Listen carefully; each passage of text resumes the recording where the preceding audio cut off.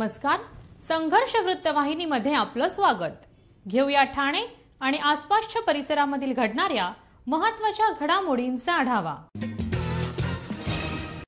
Mumbai cricket असोसिएशनच्या अध्यक्षपदासाठी पोटनिवडणूक होत असून ही निवडणूक 23 जुलै रोजी आहे. निवडणूक संजय नाईक विरुद्ध अजिंक्य नाईक अशी रंगणार असून संजय नाईक हे विद्यमान उपाध्यक्ष आहेत तर अजिंक्य नाईक हे विद्यमान सचिव आहेत. या निवडणुकीसाठी एकूण 377 मतदार असून 211 क्लब आहेत तर 51 टेस्ट प्लेयर, 70 ऑफिस क्लब आणि उर्वरित मतदार अशी मतदारांची संख्या आहे. या निवडणुकीच्या निमित्ताने संजय नाईक यांनी ठाण्यातील मतदारांची विहंग प्लाम क्लब येथे भेट घेतली. या भेटीत त्यांनी निवडणुकीसंदर्भात पुढची रणनीती काय असणार आहे या संदर्भात चर्चा केली. यावेळी त्यांनी माध्यमांशी देखील संवाद साधला. 23 जुलै रोजी संध्याकाळी 3 ते 6 दरम्यान मतदान होणार असून मतदान प्रक्रिया झाल्यानंतर लगेच मतमोजणी आणि निकाल जाहीर केला जाणार आहे. एकतर ही इलेक्शन म्हणजे अनफॉर्च्युनेट इलेक्शन आहे. आमचे मित्र आणि आमचे एक्स प्रेसिडेंट अमोल काळेजी यांचं दुःखद निधन झालं आणि त्यामुळे कॉन्स्टिट्यूशनल जो बदलाव आला आहे 2019मध्ये त्यामुळे ही निवडणूक लढायला लागते. अदरवाईज आधीच्या कॉन्स्टिट्यूशनप्रमाणे ऑफिस बेअरर मोस्टली व्हाईस प्रेसिडेंटच एक रेझोल्युशन अपेक्स काउन्सिलमध्ये मॅनेजिंग कमिटीमध्ये पास होत ते प्रेसिडेंटचा चार्ज घ्यायचे. अशी दोनदा अशी आपल्या वेळ आलेली आहे आणि दोन्ही वेळेस तशीच झालेलं आहे. पण घटना बदलल्यामुळे 2021 लोधा रिफॉर्म्स आले, सुप्रीम कोर्टने घटना बदलली म्हणून एक इलेक्शनची प्रोसेस करावी. बघा असं आहे की बरेचसे बदलाव MCAच्या सगळ्या ह्याच्यामध्ये आलेले आहेत. त्याच्यामध्ये अर्धवट म्हणजे थोडेसे अजून कामं राहिलेली असतील जी अमोलजींच्या हस्ते पूर्ण होण्याची ते आम्ही सगळे मिळून अपेक्स काउन्सिल मिळून पूर्ण करू. ही जी प्रक्रिया आहे ही इलेक्शनची 23 तारखेपर्यंत आहे. 5 दिवस चालेल. 5 दिवसानंतर पुन्हा अपेक्स एकत्रच येणार आणि पुन्हा एकत्र येऊन जी राहिलेली कामं आहेत ती पूर्णपणे पार. हे असं आहे, तुम्ही पत्रकार आहात, तुम्हाला सगळंच माहिती आहे की फॉर्म कोणी भरलेले आहे आणि आता सगळी प्रक्रिया पूर्ण होऊन मी व्हाईस प्रेसिडेंट संजय नाईक आणि समोर अजिंक्य नाईक सेक्रेटरी एवढे दोनच हे आहेत आणि हे मलाही माहिती आहे, त्यांनाही माहिती आहे आणि आपल्या सगळ्यांनाही माहिती आहे. आता ह्यांचा प्रश्नाचं आधी उत्तर होतं. मुद्दे बरेच आहेत. हे मुद्दे आम्ही 2022 मध्ये मांडलेले आहेत. ते 2022 ते 2025 मध्ये आम्हाला ते मुद्दे पहिले कंप्लीट करायचे आहेत. त्या मुद्द्यावरतीच हे बाय इलेक्शन आलेलं आहे. इथं नवीन इलेक्शन नाही आहे की आम्ही ते मुद्दे सोडतो आणि नवीन मुद्दे आहे असं काय नाही आहे. प्रत्येक मुद्द्याला एक वेळ आणि काळ असते. त्या वेळ काळामध्येच ते पूर्ण केले जातात. त्यामुळे या काळाचं 2022 ते 2025 पर्यंत एक मुदत आहे. त्या मुदतीमध्ये जेवढे आम्ही सोकॉल आमचा मॅनिफेस्टो जो बोलला जाईल तो लास्ट टाइम आमचा होता त्याचप्रमाणे ही कामं पूर्ण केली जातील आणि अजून बरेच मुद्दे आम्ही जे नवीन जे करण्याचे इच्छुक आहे, मी जे इच्छुक आहे आमच्या अपेक्षा ते मी एक ऑफिशियल प्रेस कॉन्फरन्स आहे 22 तारखेला त्यात मी मांडतो.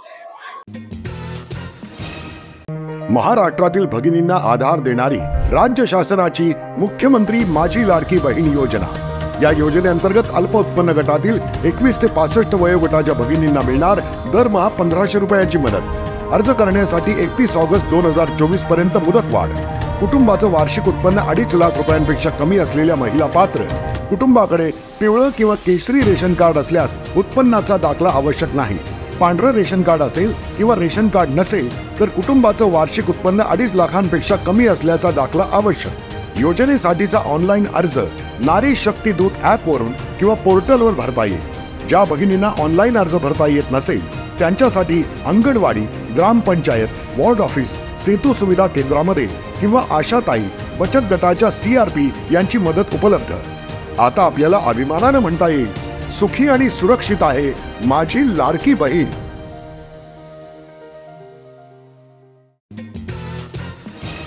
न्यायालयाचे स्थगन आदेश असतानाही विशाळगडावरती ठराविक समुदायाला लक्ष्य करून निष्कासन कारवाई करण्यात आली. या कारवाईचा निषेध म्हणून मुंब्रा सामाजिक कार्यकर्त्यांनी मर्जिया शानू पठाण यांच्या नेतृत्वाखाली मूक मोर्चा काढून निदर्शने केली. यावेळी निदर्शकांनी पोलिसांनाही निवेदन दिले. विशाळगडावरती उभी करण्यात आलेली दुकानं, घरं प्रशासनाने कोणतीही पूर्वसूचना न देता पाडली आहेत. ठराविक समाजाला लक्ष्य करून ही कारवाई करण्यात आली आहे. ही कारवाई करण्यासाठी धार्मिक द्वेष पसरवणाऱ्या काही संघटनांचा हात असल्याचा आरोप करीत ही निदर्शने करण्यात आली. यावेळी निदर्शकांनी तोंडाला काळ्या फिती बांधल्या होत्या.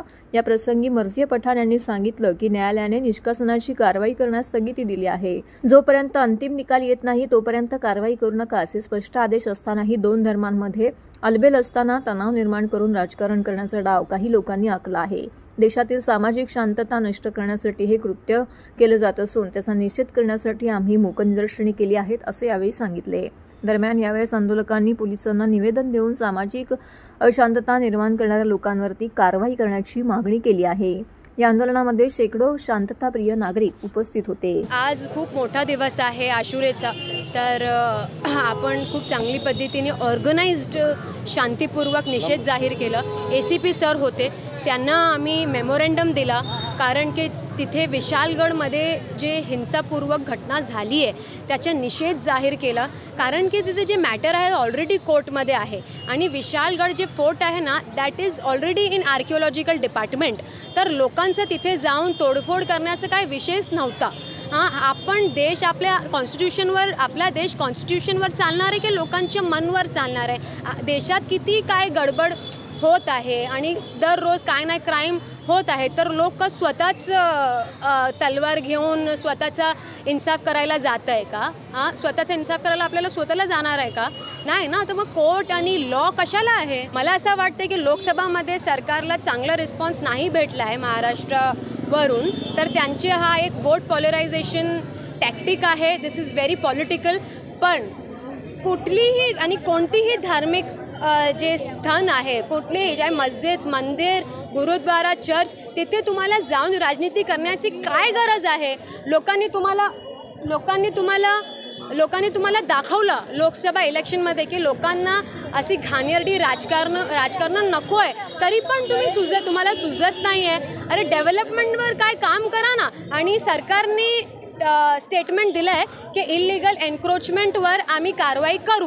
पण मला सरकारला विचारायचं, माझा हा प्रश्न आहे की ज्या लोकांनी तिथे दंगे ऑलमोस्ट केलेले त्यांच्यावर तुम्ही काय कारवाई करणार आहे? कारण त्यांच्यावर तुम्ही माकोका जाहीर करणार आहे ना, आणि त्यांच्यावर तुम्ही IPC 153 अँटी टेररिस्ट ॲक्ट पण त्यांच्यावर लागणार आहे ना.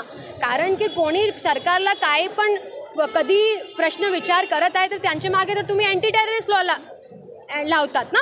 मग यांच्यावर पण मोठी कारवाई होणार आहे ना. That is if that is illegal you do abide by the law. Lower जसं लिहिलं आहे तसं तुम्ही इलिगल बांधकामवर तुम्हाला जे करायचं, पण ते पोलीस आणि प्रशासनाचं काम आहे, लोकांचं काम नाही आहे. लोक तिथे जाऊन तोडफोड नाही करू शकते. लोकांची बिझनेसच्या तिथे लॉस झाला आहे, त्यांची दुकान तुटली आहे आणि ओव्हरऑल माहोल किती भयभीत झाला आहे. मग असं नको आहे महाराष्ट्राला, महाराष्ट्राची जनताला असं नको आहे.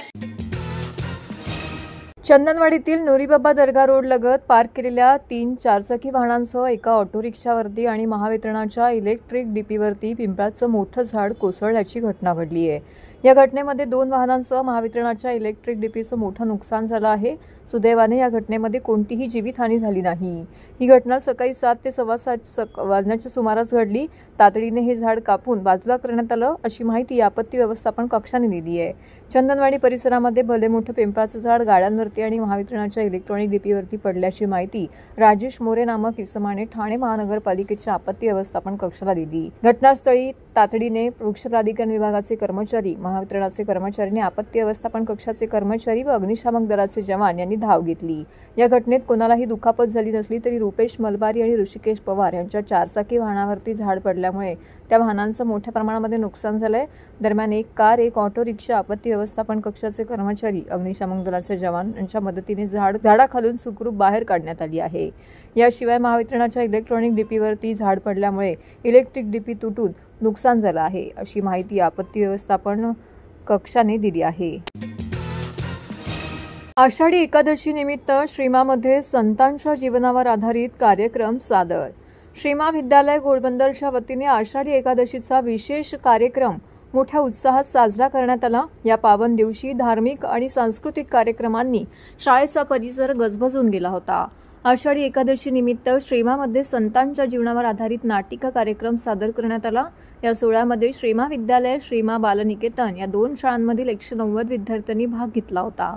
दिंडीने या कार्यक्रमाची सुरुवात झाली। यावेळी विद्यार्थ्यांनी विविध संतांच्या वेशभूषा करून त्यांच्या अभंगांच्या माध्यमातून त्यांचा जीवनपट उलगडवून दाखवला।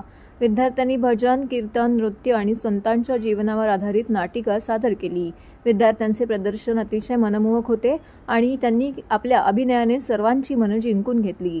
संत तुकाराम, राखाबाका, नरहरी सोनार, संत सूरदास इत्यादी महान संतांचा त्यामध्ये समावेश पाहायला मिळाला। श्रीमा हॉल येथून दिंडीचा शुभारंभ झाला। दिव्य श्री तारामा यांच्या उपस्थितीमध्ये शाळेतील विद्यार्थ्यांनी दिंडी, हरिपाठ, भजन, अभंग सादर करीत विठुनामाचा गजर सादर केला। श्री सुधीर फडकेद्वारा गायलेले अभंग मुलांनी सादर केले। कीर्तन, संकीर्तन सादर करण्यात आले। कार्यक्रमाला मोठ्या संख्येने विद्यार्थी व पालक उपस्थित होते। यावेळी दिव्य श्री तारामा यांनी आषाढी एकादशीचे महत्त्व उपस्थितांना सांगितले। शाळेत साजऱ्या झालेल्या आषाढी एकादशीचा कार्यक्रम विद्यार्थ्यांसाठी एक अविस्मरणीय अनुभव ठरला। धार्मिक महत्त्वाबरोबरच सांस्कृतिक गुणांचे प्रदर्शन करण्यासाठी विद्यार्थ्यांना व्यासपीठ मिळाले। हा कार्यक्रम विद्यार्थ्यांमध्ये एकात्मकता आणि भक्तिभाव जागवणारा ठरला। तर हे होतं संघर्ष वृत्तवाहिनीचं आजचं बातमीपत्र। उद्या पुन्हा भेटू याच वेळी याच ठिकाणी ताज्या घडामोडींसह। तोपर्यंत नमस्कार।